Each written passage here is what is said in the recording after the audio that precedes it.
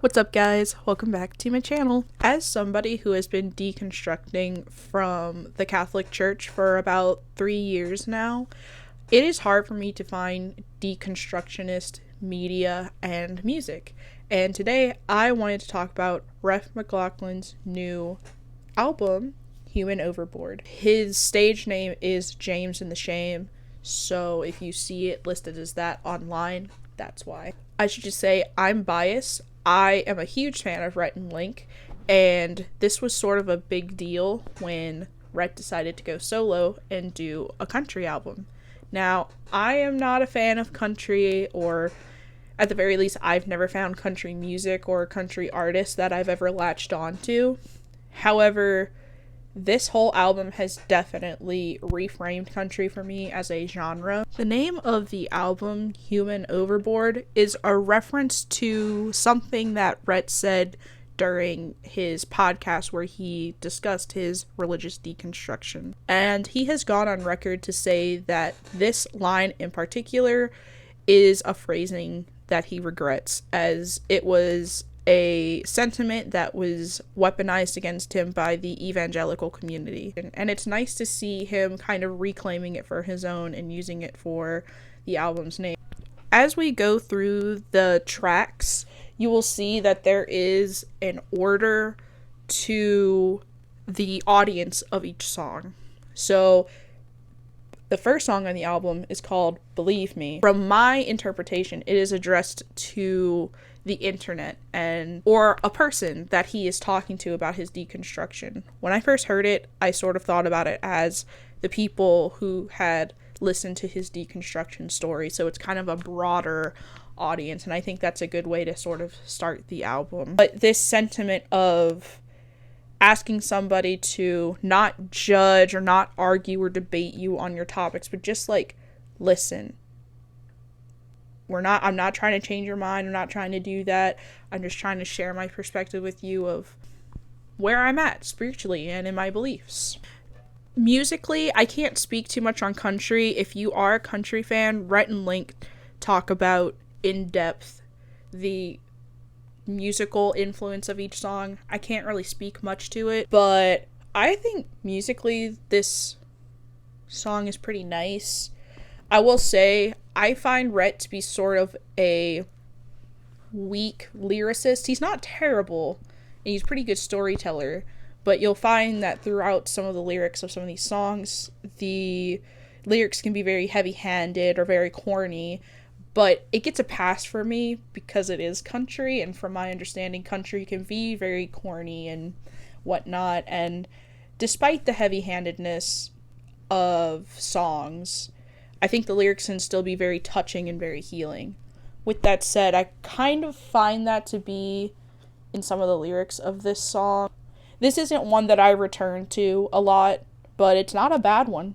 It's one of the first ones he released, which I think was a good choice. The next song that we have on the album is called Flash of Rationality, and this song goes over the feelings that I would say from Rhett's perspective, from what I understand, he has described himself as a very prideful person, somebody who puts a lot of merit into what he thinks, and I honestly can relate to this feeling of hey, I've come to this conclusion, I made this decision based on facts that I came across. However, sometimes I can be uncomfortable with some new information that you're presenting me, especially in the realm of beliefs and whatnot. These are topics that Rhett and I myself take very seriously. The lyrics of I'm just a man, I ain't no machine. I do the math the way it suits me.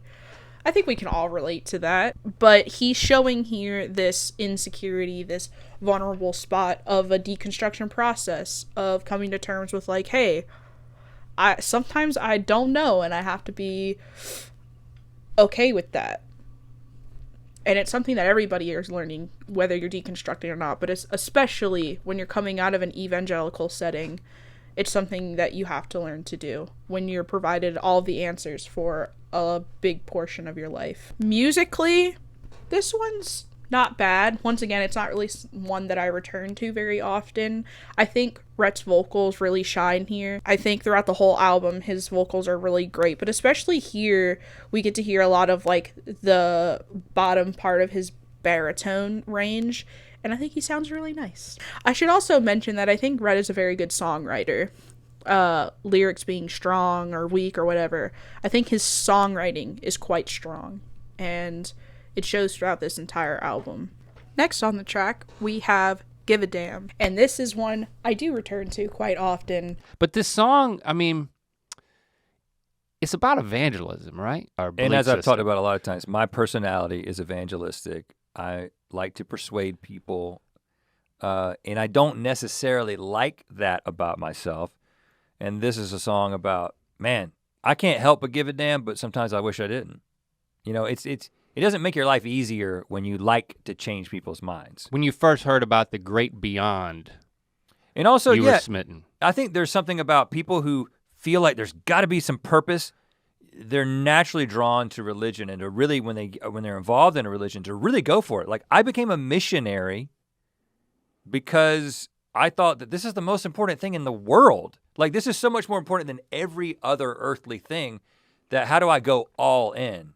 As somebody who enjoys rock, I sort of like the kind of rock country influence that's in here. The song is about how no matter what team you are on as a deconstructionist at times, whether it's on the Christian side, on the not Christian side, wherever you end up landing, pre or post deconstruction, a lot of us tend to still have this quality in us that wants to evangelize for whichever team we're on, and kind of coming to terms with like, hey, once you leave the Christian community, there's really no onus on you to evangelize. I've personally gone through this with LGBT topics where I definitely have had to learn how to step back and not have to constantly feel like I have to educate people on LGBT topics and whatnot, and realize, oh, this is still a quality, a behavior of mine that I learned while I was in the church. The music video that accompanies this is really great. It looks awesome,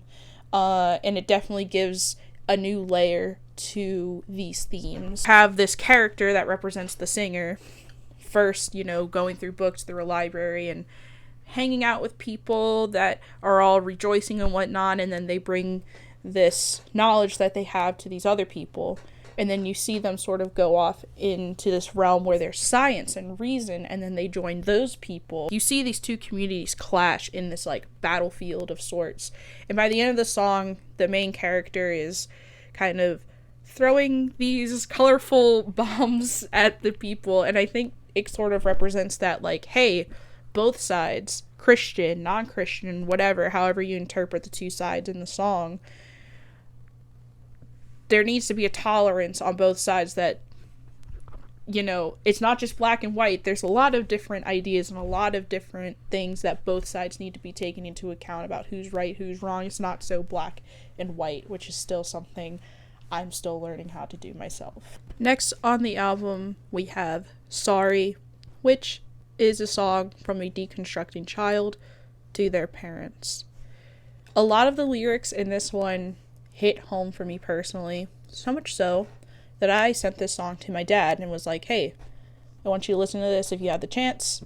I think it expresses a lot of the guilt that I experience when I know I am leaving the church from my own perspective, what I believe is truth, and to know that no matter how I present it to my parents, that it will hurt them, and to know that it's not your fault. One of the best lines in it for me is, the integrity you'd poured deep inside of me started to burn a hole in my heart.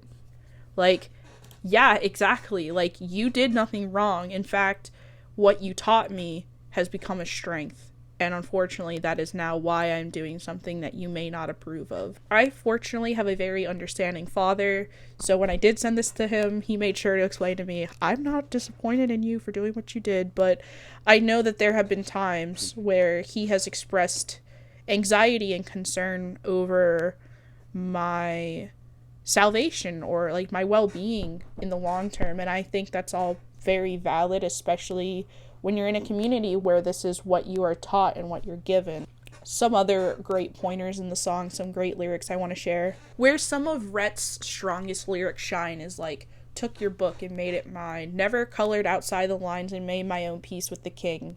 Like using, I think, these types of imagery, a way to tell a story that's not so heavy-handed. Like you do know what he's saying, obviously. It doesn't take like an English major, but it definitely gets the point across, and I like lyrics like this. I can also relate to, I started grabbing onto the scarlet thread and pulled it till there was nothing left, and then my whole world fell apart. It's just, I would just have to read the whole song if I wanted to read every lyric that I enjoyed, but I highly recommend listening to this one, especially if you and your parents' relationship has been somewhat of a contention during your time of leaving the church or whatever denomination you were in. This one is really good. Where We're Going. This song for me is a tearjerker. I fortunately met my husband post leaving the church, and we didn't go through this situation that Rhett and his wife found themselves in. And for those who are not aware, Rhett and his wife were devout, practicing Christians throughout the beginning of their marriage. And the conversation about leaving the church and what that means for their relationship and their identity, it sounds like, from my perspective, it was a very tough one, very difficult.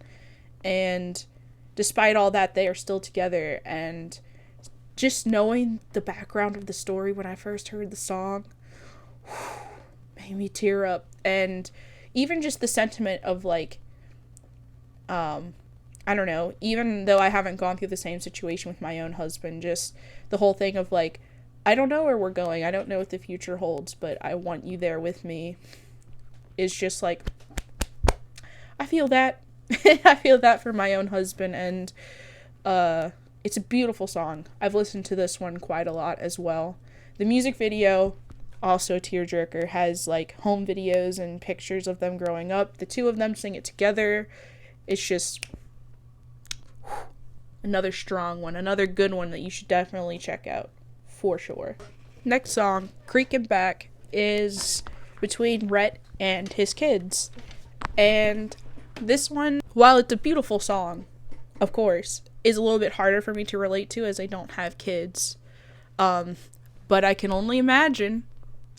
I think he gets his point across very beautifully. And as a child of somebody who is still within the church, I feel like you could even interpret this opposite, coming from a practicing Christian with deconstructed children. It reads a little differently, and I know that wasn't Rhett's intention, but even reading it that way, for me, a bit more relatable, and honestly still works. I could totally hear my own father saying some of these things to me.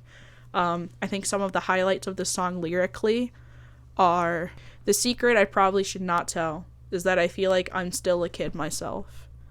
Been in over my head since we brought you home.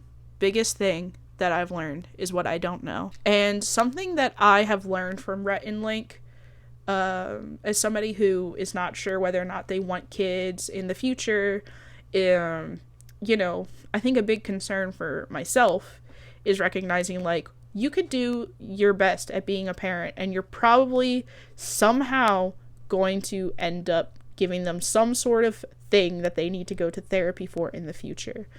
And what I have heard from both of them, and something that's kind of helped me wrap my mind around a future process of having children, is kind of approaching parenting from the point of damage control, like doing your best, and then, you know, recognizing, like, you're not the perfect parent. No matter what you do, you're gonna somehow fuck it up. And some of the lyrics that describe this best, I think, is, even with the best intentions, I could only guess at the damage done. You'll be working through that till I'm gone, proud and humbled by who you are. Like, not one of my favorite songs on the album, just because it's not too applicable to myself, and Musically, it's not like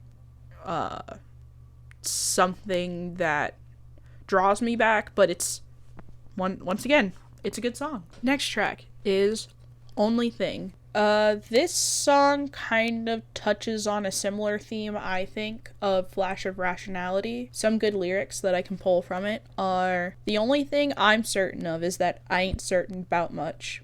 It's easy to be right, it's not so easy to choose love.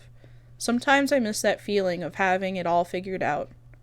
Have to fight that temptation to know what life's all about. When you're a Christian, and I would say when you adhere to any particular religious philosophy and you really adhere to it, like you're pretty sure that you're right about it, right? Like being right about it is kind of important. There's a lot at stake. It's difficult when you're in that situation to envision what it would be like to just not be sure about that. That was one of the scariest things for me when I was transitioning away from Christianity, which is like, whoa, like this is so crazy to like just accept the fact that you don't have to know what you think about this stuff. I'm trying to break the habit of knowing what life's all about, right? That's a tendency to like, you got to know what life's all about and you got to believe it strongly and you've got to share it. And it's difficult to be like, no, I can let go of that. I don't have to know what the ultimate purpose of the universe is.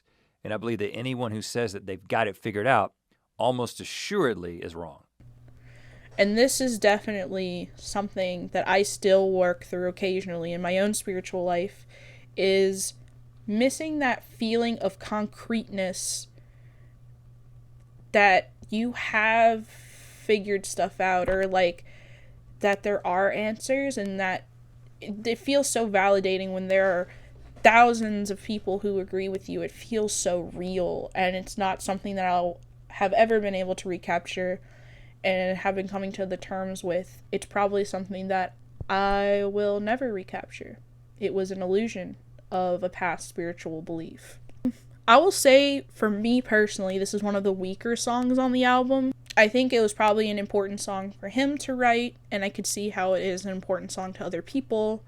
I kind of wonder if Flash of Rationality and this song thematically could have been sort of like put together, but once again, musically it's not anything crazy. He sounds great here. I wish that Rhett would sort of stay out of the lower tones and stay in the higher parts of his range, because he sounds so good there. And in this song, we kind of get a taste of both. Where he goes lower, I'm like, okay, it's not bad. But like when he goes into that higher range, man, it's so powerful for me.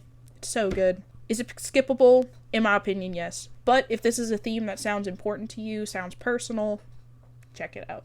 I don't have much to say on the next song. It's called Kill a Man. And like I was saying before about Rhett's lower tones, this song mostly features that, and I don't think he sounds great here. I think the song is about sort of like dying to your ego, dying to your selfish part of yourself, and always being in a battle with that and fighting against sort of like the tendencies of yourself that kind of put you and other people around you down. I don't know. This is not one that I revisit at all. I think it's like probably the weakest song on the entire album. Personally, it has a completely different sound from the rest of the songs. It's kind of like a darker tone. But I don't think it was worth it personally. So the next two songs on this album are directed towards the church. When I say the church in this instant, Rhett is from the evangelical church. But you could just say Christianity as a whole, but especially the evangelical church. This one is directed toward, from what I understand, the political sides of things. And man, is he not holding back, and I totally appreciate it. Something that was interesting to me is a concept that I never had even considered while I was a Christian, that maybe I would have gotten into as an adult, but the whole idea of using God's name in vain instead of using it as a curse word may just mean using it in vain for the wrong things. And that's an interesting angle that you would have thought I had heard of growing up, and maybe I did, but from my recollection, this is new to me, and I find it interesting. Some lyrical highlights. Nothing rallies the troops like building a campaign or gathering to worship with a rock star on the stage or traveling across the ocean with life-saving supplies so brown people will know they worship the devil in disguise. And that just says it all, doesn't it? This song's got a lot of great lyrics like that. So if you want to see him give his political thoughts on things, this is a song for you. The next song directed at the church is a song called Fruit. And oh my goodness, this is one of my favorite tracks on the album, for sure. If somebody doesn't feel loved, it's, what can you say to that? It's one thing for someone to say, yeah, but I love you. It's like, I just think even on like in an intimate relationship, have you ever been in a point when you're like, someone you love told you, I don't feel the love. I'm not feeling that from you. It's like, good luck coming up with a response, The damage is already done. Like the writing's on the wall.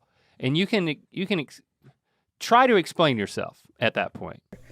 Not only musically do I find it very interesting and soothing and just great, the lyrics, oh my goodness, the lyrics is so good. Here are some highlights. Don't know much about the carpenter. He lived in a very different time. But most everything that I have heard he said makes me think we might be reading different lines. There was something about turning the other cheek. I can't quite square that with your AR-15. He said, let the little children come to me, but you just watched as they were torn from their families. I don't feel the love. I don't see the joy. But I'm not sure I've got the patience to argue anymore. I don't mean to be unkind, and I'd like to keep the peace. Just looking for the self-control to agree to disagree. Jesus. I think lyrically he's so strong here. Honestly, it's so good. It's so good. This song is very moving for me, I think. I think because a lot of the sentiments that I feel now, especially after leaving the church, are here. And even when I was a Christian, a lot of these frustrations were still there. These crossed over, I think, even from me being a Catholic. Old Letters is the last song in the album, and it is a song about an old believer talking to God. Or, an interpretation I enjoy is it could potentially also be the person talking to their old self. And Rhett and Link touched on this in their listening party podcast, that he uses double vocals, harmonizes with himself, and you could read it both ways, as Rhett's talking to God, or Rhett's talking to his old self, or Rhett was always just talking to himself, whatever. I think it's moving both ways. Pretty good song. Once again, not one of my favorites, but there have been other songs for me where the singer was singing to God, or, and it was a bit more relevant to myself, as I still have a positive relationship with whoever God is, and this one probably will hit home for more of a agnostic or an atheist, or just somebody who misses their old relationship that they had with their God while they were in Christianity or whatever old denomination they were in. Time to talk about the album as a whole. As a whole, I think Rhett as a lyricist shines in certain places and is weak in others. And while some of it can be heavy-handed, a lot of it can be very awesome. Vocally, he sounds great here, I think. Only times where he sounds a little shaky is in the lower registers, but even then he doesn't sound bad. I just think he sounds better in the higher registers. I think he shows his chops best as a songwriter on this album. He sounds great. The songs are honestly great. And as somebody who is not a frequent listener of country, if ever, I enjoy it. And it made me realize maybe I could enjoy country as a genre. I just tend to not enjoy the themes that are in country. And if it was more applicable to my worldview, who knows? Maybe I would enjoy country more often. I want to read some of the comments that I found on Reddit that kind of talked about the impact that the album had on them. So I thought it was nice. This album was therapy for me, as someone who has a 3-year-old and a loving wife, lost his religion, sorta, and recently stopped talking to my family. This album was therapy for me. Knowing someone else feels like I do and is going through similar things to me at all was amazing. I've followed you guys for the last 10 years, and I find the album to be the thing that has by far had the most effect on me. Thank you for all this. It had a huge effect on me, and I don't even listen to this kind of music usually. I listened to the episode on Monday, but just wanted to comment that the album is excellent, even though this is not my typical genre. Sorry was the song that touched me most deeply. I have a good relationship with my parents, but along the way, I've felt the need to apologize to them for the choices I made and for the way my life turned out. It's not often that I cry listening to music, but I did with this album. Beautiful, touching, and relatable. How much Rhett and Link have helped me with my own spiritual questions is enormous. They didn't cause me to question anything because I had questioned for many, many years. What helped me was their deconstruction story, which allowed me to not feel guilty for my questions. Loved this album so much. The 3 songs about his family always make me cry. My favorite song is Where We're Going, and I wish I could hear Jesse's voice more. This album is so healing and necessary for those of us who are traversing our own deconstructions, as well as those who might be on the outside looking for a perspective. I can't express how much I love this album. Also, since no one else said it, Kill a Man is so good. Listening through it now, having the context of all the deconstruction episodes on ear biscuits really makes for a richer listening experience. Wow, being mid-process of my own deconstruction, so much of this hits home in a way I wasn't expecting. I made the mistake of listening at the gym and was in tears on the treadmill. Thanks, Rhett, for putting this out there. I am not a country fan. It's one of the few genres I know absolutely nothing about.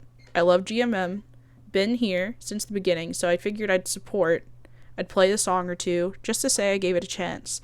The first time in my life, I truly enjoyed country, specifically Sorry. That's not to say Rhett is an out-of-this-world vocalist, but he's a damn good lyricist. Feels like a good friend succeeded in something. Can't help but feel a little proud for this man I've never met. I have so many mixed feelings about this album. Some songs are super poetic and really sweet. The one for his sons is really awesome. Sorry and Only Thing are great, but a lot of it also feels super corny, writing sprinkled in. The line about having an article to show you made me roll my eyes. I think it's a matter of honing in on songwriting, because the way some of the stuff is worded is really clunky and feels too obvious. The production is amazing, top to bottom, but I'm still a little unclear what exactly Rhett's role in that was beyond writing the main chords or whatever. It was a fun listen, and there's some really good stuff on here, but I don't see myself revisiting this too often. Oh, and Rhett's voice is nuts. Crazy good pipes on that man. I'm happy to just hear more of his singing anyway. And my own response to this comment was, honestly, completely agree here. I don't feel Rhett is a strong lyricist. Some of them are very heavy-handed. However subtle or explicit, much of it is still very touching and healing for me as a deconstructionist. Rhett's vocals are top tier in my opinion. It seems that the most visited song on the album so far has been the first one that dropped, which was Believe Me. And then a close second to that one is Give a Damn. And then right under that is Where We're Going. If I had to give my top 3, the top 3 that I visit the most are Give a Damn, Where We're Going, and Fruit. So whether you're a Christian and looking for the perspective of somebody who's deconstructing, or you're somebody who's left the church and you're looking for some sort of healing, relatable material, or if you've never done either and just want to listen to some good country music, I recommend this album. If I were to give it out of 5 stars, I'd give it a 3 out of 5. Songwriting's pretty good. The vocals are amazing. Lyrics are, pretty good. Obviously, or else why would I be talking about it? But I think a 3 out of 5. I would like to see more of Rhett doing solo stuff, and even Link. I'd be very interested in Link doing some kind of solo project. But just in general, more music or media about deconstructing from religious trauma, I think, is definitely needed. And Rhett and Link have always had this great ability to find these little niche pockets of things, provide something, whether it's Good Mythical Morning or a deconstruction country album. So I think it's worth a listen, especially if you're somebody who is in the middle of deconstructing. And with that being said, go listen to the album, and thank you for watching.